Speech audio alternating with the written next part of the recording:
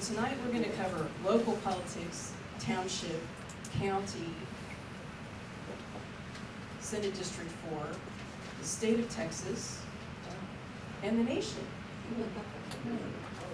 Is that all? And Israel. In a little under an hour and a half, so we'll do this quickly.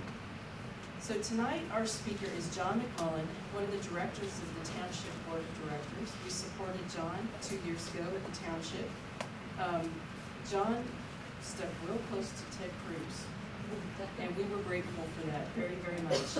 And we're always grateful when we get someone to come back and talk with us about the various issues. We have someone that goes to our meeting and who is doing a great job of reporting on what goes in those meetings, and we appreciate you, Patrick, very much. Let's give Patrick a hand.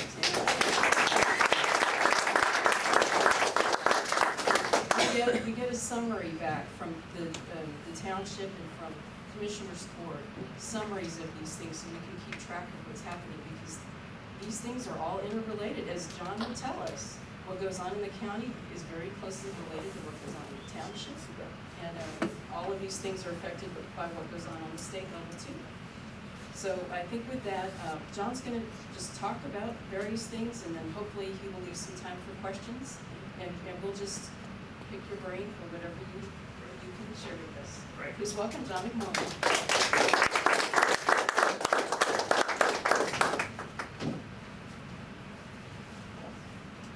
Good evening. So I am John McMullan. I'm the newest and youngest member of the Township Board. I was elected last November with the PAC's help. So I've been serving for the last 8 months. And I worked with real amazing. The township is that rarest of things. It's a well-run government. If I think back on what the township, my impressions of the township 18 months ago when I decided to run versus what I've actually seen now that I've been in office, it's truly been a pleasant surprise. I mean, these folks are not perfect, but it's much, much better than what I expected. And so what I'd like to talk to you about, one thing I've always hated, I've spent most of my life in front, sitting in the audience, listening to politicians talk. What they always do is they go on and on and on about stuff no one wants to hear about. They never leave any time for questions because you can't control what the questions are. And so I'm going to be brief tonight. I'm going to touch on 4 things. The budget, which we have more or less just passed, and then four controversial things. The customs facility for the airport, bikes, and then I'm briefly going to touch on sustainability and intra-city buses. And after that, I'll leave as much time as y'all would like for questions. So when we think about the budget of the Woodlands, the highlights are as follows. First, we cut taxes from 29.4 cents per $100 evaluation to 25 cents. Now that's a 15% reduction. And I think the way to think about that is, think of any house in the Woodlands, and if you look at the amount of tax that house paid last year versus what it's going to pay in our new budget, it's actually going to go down in real dollars. So even taking into account the fact that most homes in the Woodlands, the appraisals increased 7 or 8%, some of them over 10%, even still, we cut those taxes. And so that can honestly, fairly be characterized as a tax cut. Not the kind of tax cut other politicians talk about, where the rate marginally drops, your appraised value went up, and you're spending more dollars. We didn't do that. We truly did cut taxes. The second thing in the budget, in terms of major items, is spending. And here what we did is we increased spending by roughly 8%. I know that sounds like a high number. I get that, but let me sort of provide a little context here. Roughly half of that 8% spending increase is attributable to inflation and increased population. The other, roughly 30% of that spending increase is because we chose to increase the police presence in the Woodlands. Now, the final 20% of that spending increase is a brand new category of spending. What we've done is we've chosen to increase the amount of money we spend on street state maintenance in the Woodlands. This means when you drive into the Woodlands and you see the medians are many times quite overgrown, we're going to spend more money cutting that grass. We're going to provide some measure of maintenance for the cul-de-sacs, and we budgeted that amount at $1.24 million. Doesn't mean we're going to spend it all, but we at least put that in the budget as a placeholder, because this is a real thing that folks have been asking us for. And I think a lot of, as the Woodlands has changed over time, people buy into these neighborhoods now, and they are just disappointed. The fact that the Woodlands is so nice, and we spend a lot of money for them to take care of their houses, but they look in the cul-de-sacs that are completely unkept. There's in many cases dead trees laying in there, and you've got a community action problem. So I think we did the right thing by spending that money. The third major topic in the budget that we did is something other governments just don't do. What we did is we set up, we funded to the tune of $6 million an early debt retirement fund.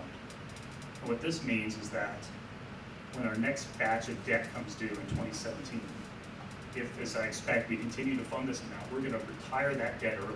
So again, it's the exact opposite of what most governments do. Most governments play games of spending. Most governments say, oh, look, we haven't raised your taxes, but guess what? We ran up a bunch of debt. We're doing the precise opposite. We're actually setting aside money today with the clear expectation that we're going to retire existing township debt early.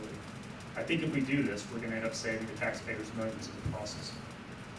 The final major budget initiative is we funded $25 million, or increased the size of the capital reserve account to $25 million. And the idea here was, there's a lot of stuff going on in terms of transportation of the Woodlands, and the thinking was we'll put some money aside there so we will be able to, should the need arise, to proactively respond to folks' needs. So that's the high level of the budget. I'll be happy to answer questions about that at the end. Now I want to talk about 4 controversial items. It's another thing politicians don't want to do. They only want to talk about the things where there's no dispute. But the first one of those is the customs facility at Lone Star Airport. In a split vote, the township board voted to authorize, with conditions, up to $600,000 to pay for 25% of the customs facility at Lone Star Airport. And I think among the 7 of us on the board, there is probably everyone almost certainly agrees that the customs facility is a good thing. The question is should we pay for this? I guess when I think about this, I was a yes for this, and my reasons were twofold. First, the cost of the customs facility is very easy and very clear to understand. It's up to $600,000. The benefits are not. We don't know. We can't know whether we're going to get another corporate headquarters by having that customs facility at Lone Star. Just as we can't know if it's going to attract more high-paying jobs if we have that customs facility. So that's sort of the first major reason why I said yes. And the second major reason is actually the reason, if you watch the debate, is I guess Patrick did. Most of the time we spent talking about not the merits of the customs facility, but the relationship between Montgomery County and the Woodlands. And that relationship has been broken. I think what's happened is the county has viewed us more as a piggy bank rather than a partner. This relationship just simply has not worked for us. And so when you think about the fact that we have a newly elected county judge, when you think about the fact that we're going to have a newly seated court in January, I saw an opportunity, I don't want to speak for the other board members, I saw an opportunity to perhaps change this dynamic. And so the thinking was, well, every year we keep spending more and more, the taxes that the Woodland pays in Montgomery County keep increasing. And we're getting very, very little, if anything, incremental return. In fact, when I was here on this stage for our debate in my election, I think John had laid out that the Woodlands is paying 34% of the taxes in Montgomery County, getting far less of that in services. And that's all true. And Gordy Bunch, one of the directors, has pointed out that over the last 3 years, in 3 years alone, the Woodlands has funded an incremental $16 million to the county, received almost nothing incrementally in return. And so my thinking was, you know, we're at a unique time here with the new judge, the new court coming, and I think we had to try something different. Because if we don't try anything different, we just keep going as is. I am convinced that this time next year, another member of the township board is going to be speaking to, we're not going to be talking about how the Woodlands has spent $16 million incremental dollars over the last 3 years. They're going to say you spent $21 or $22 million over the next 4 years with nothing to show for this. And so in my view, this was a well-intentioned, good faith effort to try to change that dynamic. I think the third big thing I want to talk about is bikes. And if you've attended our township board meetings, you will see an increasing number of folks commenting during the public comment session of the bikes. And they are, not exclusively, but there are an awful lot of them that are very, very pro-bike lanes. And then you read the newspapers, or you'll read some folks' blogs, and you'll see references that there are these unscientific studies out there that are showing tremendous support for adding bike lanes in the Woodlands. I think that is a very, I don't think we can take those unscientific studies at face value. If you've been watching the board meetings, every time one of these things is presented, I'm sure it's grating on my fellow board members, I'm asking the question, was this a scientific survey? And the answer is always no. And so what we should do is just put zero weight on that. I mean, it's zero weight on it. So what we have done, however, as part of our budget process is authorize $100,000 for a comprehensive pathway and cycling study. And what I think as we evaluate the results of those studies when they come in, we need to be thinking about four things. First, what precisely do we mean by bike lanes? It's very easy to just say you're for a bike lane. No one's really done a good job of laying out what precisely is contemplated. Second, should we narrow existing roadways in the Woodlands to make space for bike lanes? Third, I agree. Third, should we reduce or remove medians to make space for bike lanes? And fourth, and this one's really important, so we use the shoulders of existing roads or the land adjacent to those shoulders to make space for bike lanes. And here I think we should all think about Woodlands Parkway. We put aside the contractor issues, which are a mess, and not my fault. But that is now going to be a 3-lane road in each direction. It is my view that that is undeniably better than to have a 2-lane road in each direction with a bike lane next to it. And there's a finite amount of space here. So what I can promise everyone here is that I'm going to keep an open mind. I'm going to wait for the results of these studies, but I want to tell you also that I'm skeptical. I'm skeptical that a series of bike lanes crisscrossing the Woodlands are fit for our community. So I've met with the biking group, and they do make a couple of good points. The first point they make that really resonates with me is one of bicycling safety. And this is a personal issue for me because a former supervisor of mine was actually killed on this bike. And so what I can tell you is I support today, I think we probably should install more share the road signs. That's a very cheap thing that is proven to have some measure of success. Second, I may well support, not on every road, but on some roads, I may well support the removal of the protruding curves. And for those of you who don't know what that is, if you think about a shoulder on the Woodlands, what happens as you get to like a grocery store or an intersection, there'll be a shoulder, and the curb will actually cut right into the shoulder, thus forcing those who are riding their bikes off of the shoulder and actually into traffic. That is a dangerous thing. And that's a dangerous thing for the cyclist. It is a bad thing for traffic too. And so I may well support that. And finally, I may or may not support this notion of putting a bike path, or excuse me, a high-speed bike lane in the Mitchell Preserve. And one benefit of doing that is what is just a vital importance, which is keeping these cyclists from adversely affecting those of us that use the roads to drive their cars. I am the only one on the township board that commutes into Houston every day.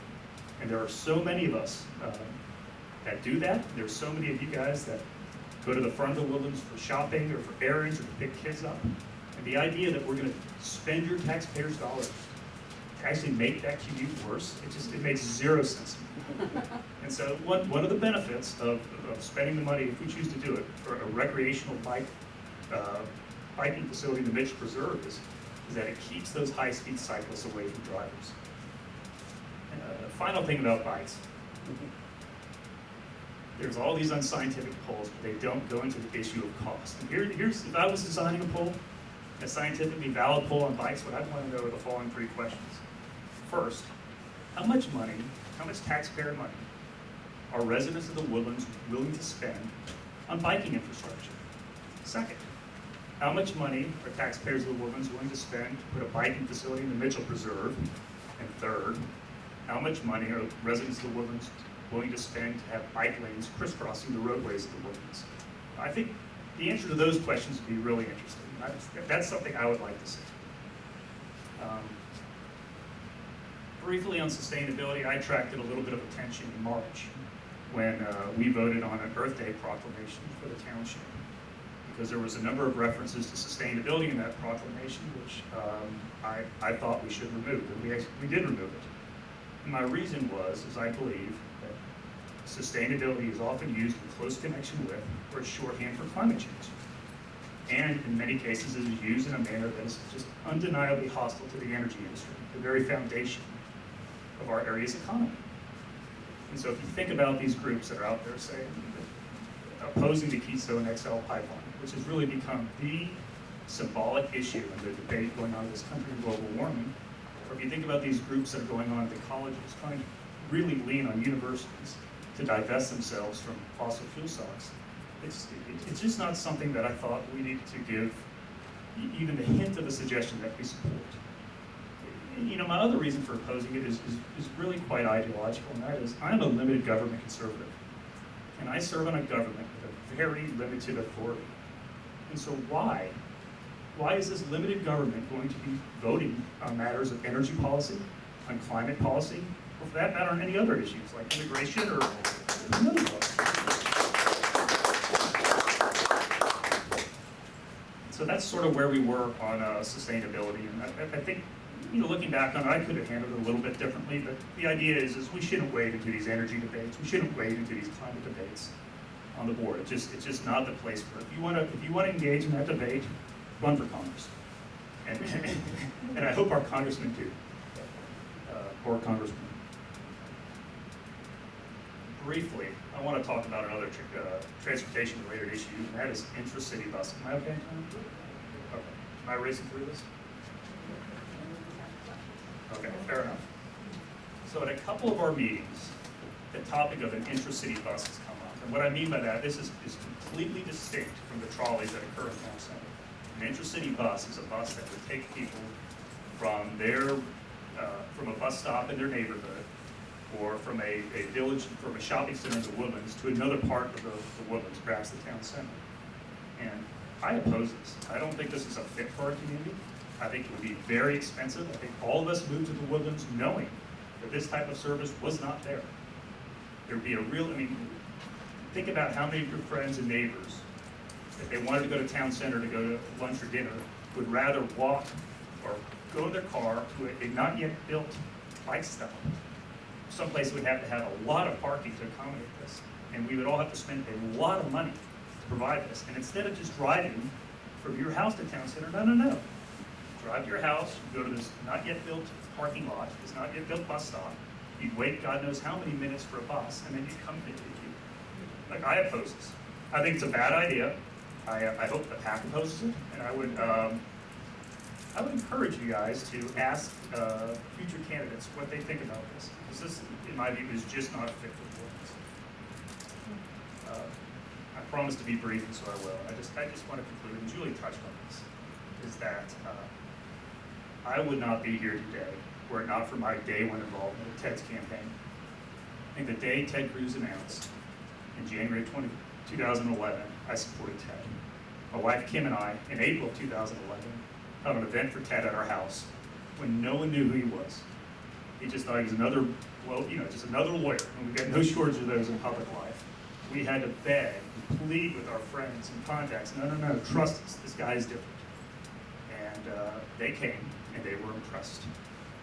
Shortly thereafter, I joined Ted's finance team, where I believe I was the only member from Montgomery County. A few months after that, I was actually up on stage with Ted when we beat David Dewhurst. And the sense of pride that Kim and I feel for being part of that campaign is real. And the funny thing about it, though, is right after he got elected, we were proud, but in some ways we were also relieved, because we had really put ourselves out there, and we had promised our friends, our colleagues, our contacts, that this guy is different. And he was, and he is. And so what I can promise y'all is that, I've seen other folks come up here talk about those core values up there. I believed in those core values long before there was a Tea Party, long before I'd ever heard of the Texas Patriots PAC. What I can promise y'all here is my belief in those values is not going to change. So I've tried to keep this to 15 minutes. I don't know how I did, but I will gladly answer questions. And if it's on a topic on which I'm knowledgeable, I'll even try to answer it honestly, which is another rare thing.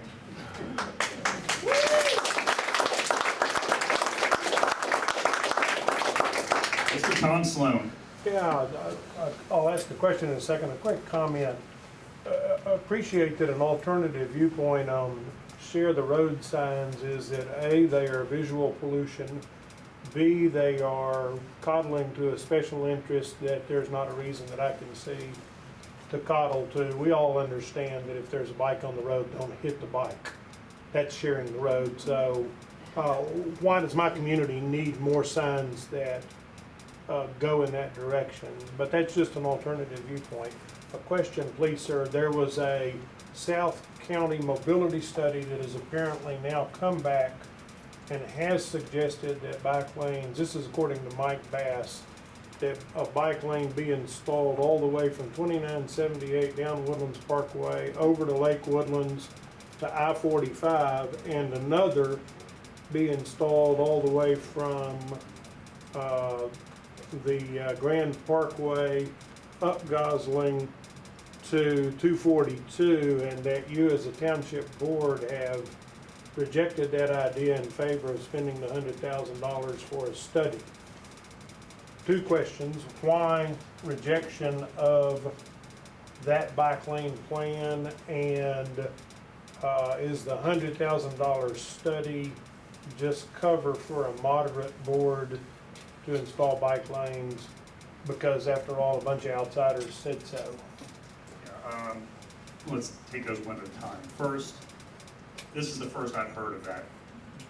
I have never, to my knowledge, presented this idea of a specific bike lane plan from, I think you said 2978 through Woodlands Parkway to Lake Woodlands I-45. This is. Have you seen the mobility study yet? No, I have This not. was from Mike Bass's mouth to me. Yeah, there's a meeting, I want to say it's middle of September, where the board has been invited to start to look at some of what's going to be presented. Okay. And so you're ahead of me here, Tom. Okay. That information has not been sent to me. Your second question was why spend $100,000? Yeah. So I think there are things in there that may be good. And so I think what we should do is keep an open mind here. Now, if what that bike study is going to suggest, or excuse me, it's not a bike study, if what that pathway and cycling study is going to suggest is we remove protruding curves in certain areas of the woodlands, we fix some of the pathways to provide a little better connectivity within the woodlands, you know, that may all be well and good.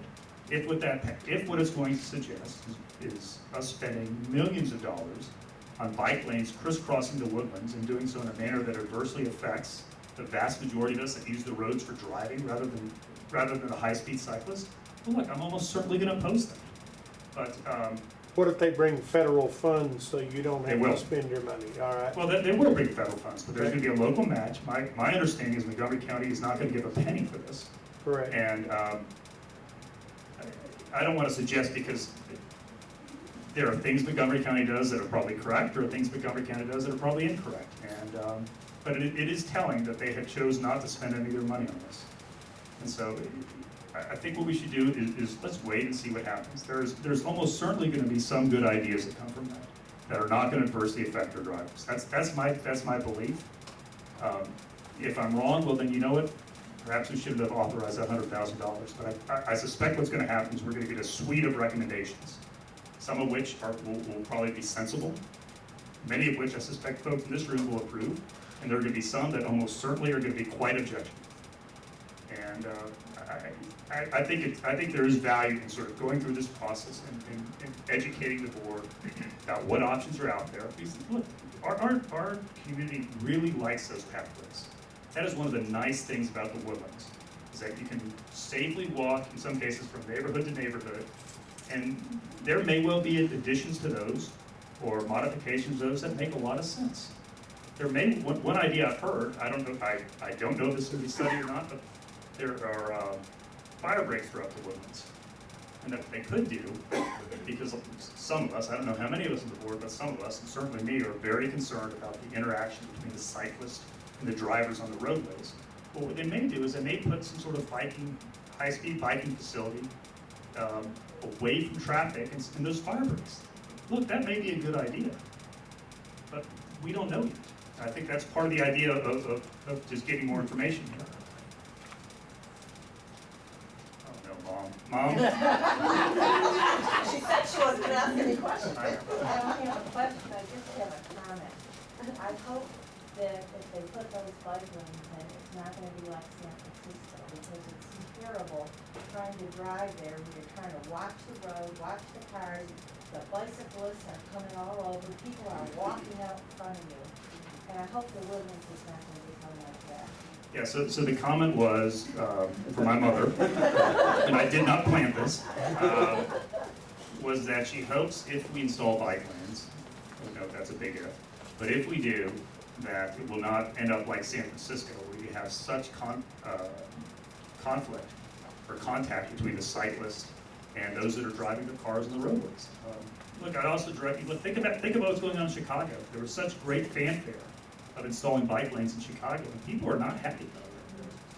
And so I think what we should, there are things, and that gets me to another point. I mean, if you talk to the cycling community, they will say correctly that the pathways don't really work for those of them who want to drive their bikes at a very high speed. That's true.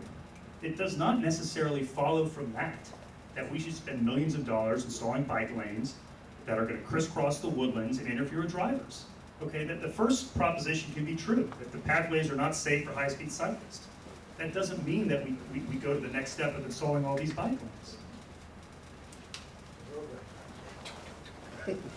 Roger that. The roadways are not safe either. Bill? Yeah, a couple of things. I think on these bikes, I think you have to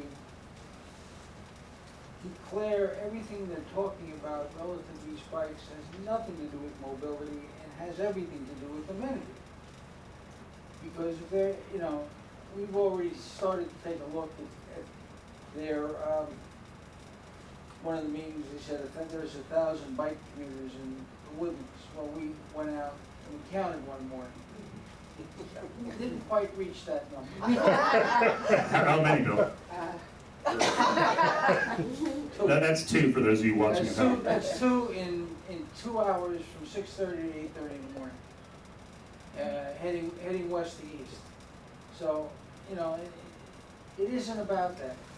And you get into putting something in the George Mitchell Preserve or in these fire breaks. That's a solution. But I Not the think fire that should, breaks, don't concede that. to go on You gotta be those careful. bike lanes, I think you should be a member of the Woodlands Biking Society, or whatever you want to call it, and dues of $250 a year. Otherwise, you're going to get people coming from all over the place to utilize facilities that the taxpayers here are going to build. And again, it's an amenity, and it has to be phrased in that way. We have ways to use bikes. Not high speed, but ways to use bikes and operated, and like you say, improvements made relative to field of view. You can see greater visions. It's a fine way to get around. If you want to take an extra 10 minutes, that's not a big deal. It's all exercise. It's all good. So we have 200 miles of these things? Correct. So if the HGAC wonders about our bike mix, I said, we got 200 miles of them. What do you got? So. Yeah, no, that's a good point, and I meant to touch on that. We're a high amenity community. One thing the bike group will correctly say is that there's parks for everyone, there's pools, and there's nothing for us. Well, again, I would argue first, we have a 200 miles worth of pathways that satisfy what I presume is the vast majority of cyclists. I mean, I regularly ride my bike with my daughter, and we just do it within our neighborhood. But we're not high-speed cyclists. And so I think the way you're thinking about that is right. There could be a biking amenity, but that is really distinct and apart from this idea of having these bike lanes crisscrossing the roadways of the Woodlands and really further worsening people's commute times. And I've got to tell you, I know I said this before, but I'm the only one on this board that commutes every day into Houston. And my commute starts at I-45. And the notion of think about this for a minute. traffic keeps getting worse and worse in the Woodlands. We may well, not that I support it, but we may well extend Woodlands Parkway through to 249, which is only going to force more traffic into the Woodlands. And then I could see a day where this board, in a split vote, chooses to have bike lanes crisscrossing the Woodlands. And what's going to happen is people are going to be stuck in traffic. They're going to be going 1 or 2 miles per hour. They're going to be on a road like Lake Woodlands, which is 2 lanes in each direction, and they're going to see to their right, not a 3rd lane, but they're going to see a bike lane. And they're going to be angry at something. They're going to be angry at the township board if we do that. And so I think, look, I'm going to keep an open mind here, but I am very skeptical. Julie. Okay, couple of questions. One, there's a lot of congestion around the mall. What would you do about congestion? What's the question? Sure. And then the second one is the views on the corporation. Okay, two questions. First, traffic is quite bad in the mall area. What am I going to do about it? Secondly, what are my views on incorporation? So the mall is tough. The problem is real, and I'd add, not only is traffic bad there is a real parking shortage there. And what I think we're going to do, and this actually came up during my election, and we talked a lot about, at the time, the trolleys were more than the local newspaper than they were today. And I remember being asked about the trolley system. My view was, we have trolleys that are going by every 20 minutes. They make no sense. No business person is going to leave their office building, wait 20 minutes for a trolley, go to lunch or go shopping in the mall, wait 20 minutes to come back. That doesn't work. And so I think on the trolleys, you either do it for real or you don't do it. And I think what we're going to do, what I believe we're going to do, is expand the trolley service and really cut down on the lead time between trains, between trolley trains. And I've got to tell you, I am not convinced this is going to work. The challenge, Julie, is that no one has presented a better idea. No one has presented a better idea. And to Tom's earlier point about federal funding, there is a lot of federal funding for this. But the fact that there's federal funding doesn't mean we should do it. The issue is we're faced with a very real, intangible problem that's getting worse. And I would love, if anyone in this room has ideas to how to better our traffic near the mall, I would love to hear them. Because the best one we've heard so far is this trolley system, which is, and what we're going to do is expand the trolleys. We're going to put a transit center, most likely, at the corner of Lake Robbins and 6 Pines Drive, with a big parking structure there too, which will at least help alleviate the parking situation. On incorporation, I think the challenge there is that today things are going pretty well in the Woodlands, traffic issues aside. And if were we to vote to incorporate today, that would be an affirmative vote to meaningfully raise taxes. Now, I reject the study that was done in, I think, 2011 or 2012 that suggested there'd be a 75% tax increase. And there was a little bit of, I think there was some effort to scare folks about that too, because it wouldn't have been a 75% tax increase on all of your taxes. It would have only been a 75% increase, were that study correct, on the township portion of your taxes, which is about 10% of your total tax bill. Thanks to our recent tax cut, it's going to be even less than 10%. So I'm not itching to incorporate. What I'd say is that I think we need to monitor this. We need to evaluate as situations change. We should direct our staff at very little cost to have a plan in place should something occur that really compels us to incorporate. But I have not yet been no one has made a compelling enough case for me today that we should pay all those incremental taxes to incorporate. Sir. You said you had some preconceived notions evidently when you got on the board that were not what you thought that you had to operate. So kind of what were you expecting before you got on the board, and what changed your mind relative to that? Yeah, I was expecting more of the mess you see at the national level, at the state level, and perhaps the county level. And sort of, and what I found was that they truly have done better. I mean, one of the things I ran on is that I was going to challenge undisciplined spending. And I've got to tell you, I've been on the board 8 months. I have not yet really seen an item of spending I could characterize as undisciplined. Now, I've seen ill-advised spending requests, and I'll give you a great example of that Tom will love. We were asked to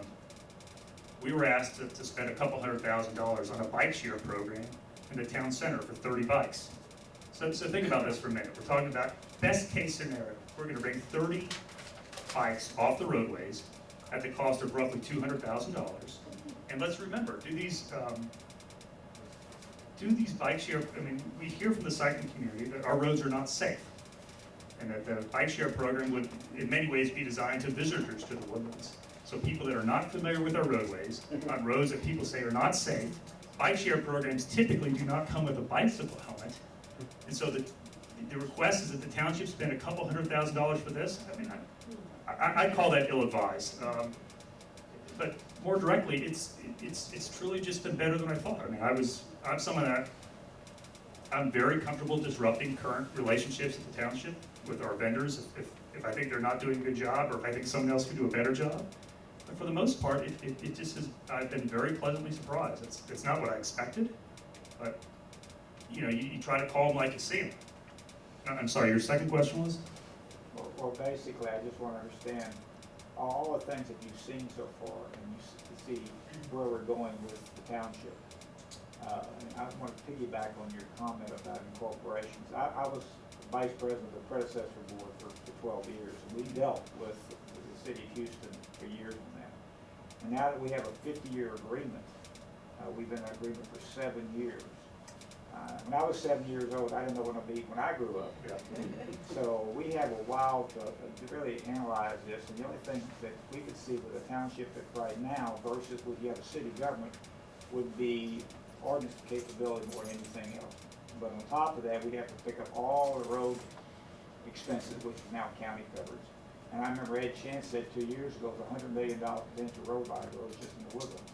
And that would be a huge cost there. So all those things figured in, what are your time frame you think that we'd have to evaluate these things? Well, I think you should evaluate it, you know, yearly, every 6 months. I mean, it's something we should not spend a lot of money, but just sort of reassess. I think what the board's current view is, which is that we do not yet need to incorporate. And so I think this is sort of a periodic, iterative process. You look and see how things develop in the Woodlands. I mean, I am 100% committed. I do not want the city of Houston to annex us. I mean, if, for instance, I thought there was some trigger event that did we not act, the city of Houston was going to annex us, and if I was faced with the choice of voting to raise everyone's taxes in this room or being annexed by the city of Houston, well, I gotta tell you, I'd vote to raise your taxes. If that was the only choice I had, I'd do that. But that's not reality today. And so I think what we do is we monitor what happens, we make sure that our community remains a safe community. I mean, one of the reasons I ran, I mean, Kim and I were very impressed and inspired by Senator Cruz's campaign, but another reason we ran was we moved to the Woodlands from a master plan community where the crime situation got out of hand. And I cannot tell you how quickly the whole nature of that community changed once people were worried about their public safety. I mean, no one wants to live in a community when they're worried, are the kids going to be abducted at a school bus, or excuse me, a bus stop? Or are their family members, are their parents and grandparents, are they safe at house? I mean, that is, and so when I sort of think back on my experiences in that neighborhood, and I'm very committed to spend the money to ensure the Woodlands remains a safe place. Now that sort of gets tied up into the broader dynamic with Montgomery County, which, as I've said, has not worked. I think we're going to try to change this relationship, but we've got 1 vote of 5 on that board. And so I think what we need to do is we need to apply pressure. We need to see if they're willing to partner with us, or are we just their piggy bank. Well, when I was on the board, the county, we broke the county sheriff's department up based on unincorporated areas. And if there was population of 200,000 incorporated areas, and we had 25,000, whatever the sheriff's deputy, we should get 1/8 of that because we're unincorporated. In those days, we got 6, maybe 7 deputies.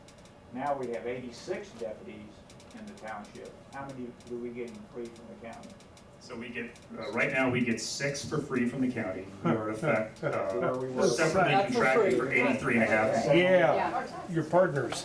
Yeah, look, we're double paying. It is a bad situation. I want the dynamic of the Montgomery County court to change, and I'm with you there. I'm with you. Yes, Gina. Hey, so talking about, this was a perfect segue, so the security plan for the Woodlands I think most of us here remember after Rita, when, and I mean, that was just a little tiny drop in the bucket, but I have this vision of all these cars, you know, the parking lot outside the Woodlands on 45. If there were to be some sort of a trigger event in Houston or South Texas that was sending people up here, one thing that and I'm not an uncompassionate person, and one of the things that I remember after Rita is that the churches really stepped up, and there was a lot of organization with the Red Cross and various churches to help people that were running out of gas and sleeping in churches and schools. Since that time, has there been a formal plan developed by the township and or the county to address security in terms of, you know, how, I don't know, I mean, anything, just how we would manage an event like that? I believe there is an emergency plan that's sort of, it's triggered. Do I know the exact specifics of that today? Candidly, I do not. How would we, who would know, and how would we find out what that is? I can get that to you by the next meeting. Okay. I'll email Julie or John. Good question, fair. I mean, some of that is in place though. I Bill? think it's a calendar. Let me talk to you a little bit about my experience at the airport. I went out to the airport and got about a 2.5-hour tour. My background, I was an air traffic controller, so I understand how airports work.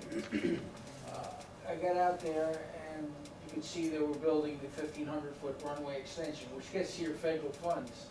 The judge told me, we got $9 for every dollar we spent. We got federal money for that. And he said, would you have turned that down? And I just asked, what was it for? And so when I went out there, I'm watching the runway being built. And if you're extending the runway 1,500 feet, the first thought which would come to your mind would be, well, we're gonna get bigger planes. We'll be able to take bigger planes here because we got a longer runway. Runway length doesn't determine the planes. I mean, some planes it does. It's the ability of the runway to support an aircraft. There is no plane out there now that we will be able to land that we can't land now. The biggest plane we land right now is, if you're familiar with the Continental commuter jets, the Embraers. Yeah, the Embraers. That's what we have. We have 2 of those that come there. Most of our traffic is transient. We have no control of our airspace. They monitor, they fly all flight plans, they show up. Our tower can't say anything to them. They land. And they're controlled and released to land by Bush. So all of this and the stuff about this customs, I said, well, this is the, companies with great international capabilities will now find their way here. I said, well, how did Anadarko get here? How did Exxon get here? I said, it's not, having that customs thing, particularly for the Woodlands, is not something that we have to do. There's other things going on in there, and again, I go to Commissioner Court all the time. And it's about enhancing property values for people that own property out there. And there are people in the Woodlands here that do own property, some businesses.